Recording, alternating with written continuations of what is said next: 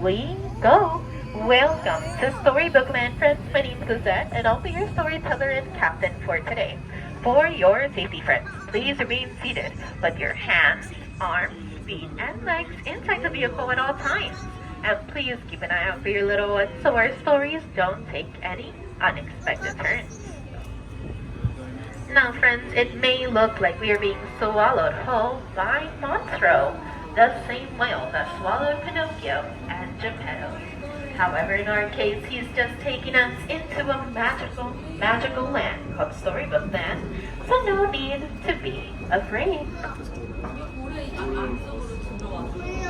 And as Monstro's tale ends, our tale begins.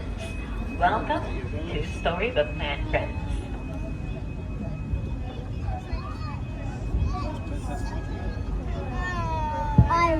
Our story begins, folks, with the tale of the three little pigs, where they built their houses of straw, stick, and 100% guaranteed wolf-proof brick in hopes to escape the big bad wolf that is always trying to cause them trouble. Just around the corner, my friends, we're traveling down towards a small English village. This little village is home to our Alice, where one golden afternoon she followed the white rabbit down, down, down into Wonderland, and things only became curiouser and curiouser for her as she fell.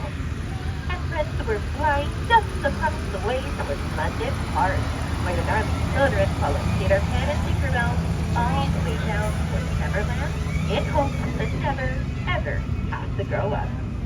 Many of our stories here in Storybook Land, friends, are filled with mystery and enchantment, like the enchanting city of Agrabah, where the beautiful Princess Jasmine met the street rat Aladdin one day at a market. They fell madly in love, my friends, and now live in their whole new world in their beautiful Sultan's palace. And of course, folks, it was all thanks to the great powerful genie's magic and the magic of true love that made it all worthwhile.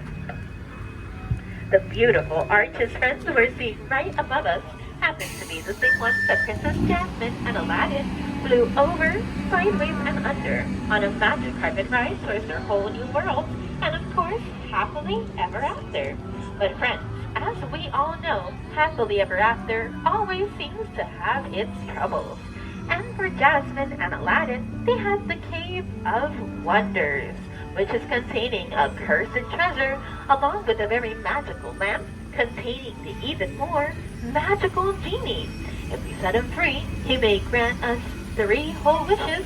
So let's go inside and find out.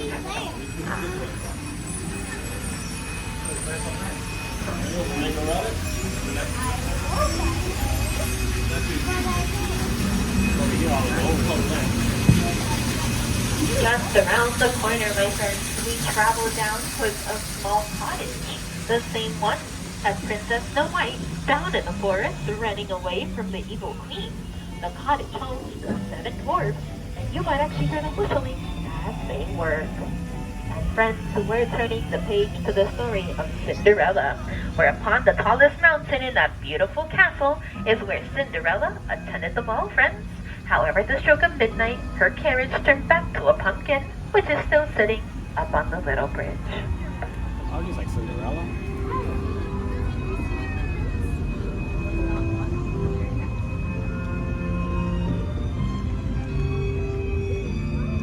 To our left-hand side, my friends, we're seeing these beautiful succulent gardens. They're inspired by the 1933 Silly Symphony's Lullaby Land cartoons.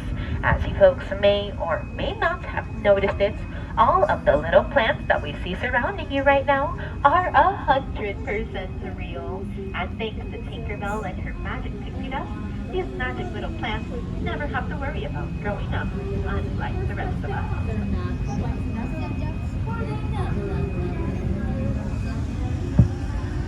Many of our stories here at Storybook Land, friends, are filled of fantasy like Alice in Wonderland, but they are also filled of great adventure, like the adventurous tales of Mr. Toad and Mole coming upon you on your left, where you'll be able to see Mr. Toad's manor and Mole's burrow. However, friends, it is very, very unlikely for these two to ever be home. because they're always out on some great adventures somewhere here around Storybook Land. Speaking of great adventures, folks, we're making our way down towards the town of Arendelle, home to the two Queen sisters, Anna and Elsa.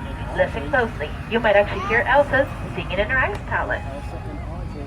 Traveling straight up ahead, my friends, we're seeing Geppetto's workshop and village, where he wished for his puppet Pinocchio to become a real boy and hope for a son. The blue fairy happily granted that wish, my friends, happily making Pinocchio a real boy at last. And friends, our stories today are coming to an end with our final story, the story of the Little Mermaid, when Ariel wished to become part of our world and lived happily ever after Prince Eric in that beautiful oceanside palace. Sadly, my friends, leaving behind our underwater kingdom in Atlantica, as you will see behind the waterfall. Alrighty friends, as our stories are coming to an end and we are approaching the dock, my folks sitting here on my dock side, please be mindful of those hands, arms, and fingers, keeping them inside the boat for your safety. When we come to a complete stop, my friends, I will ask for everyone to please stand up at the count of 3, so we don't have to go under the sea today, friends. Thank you.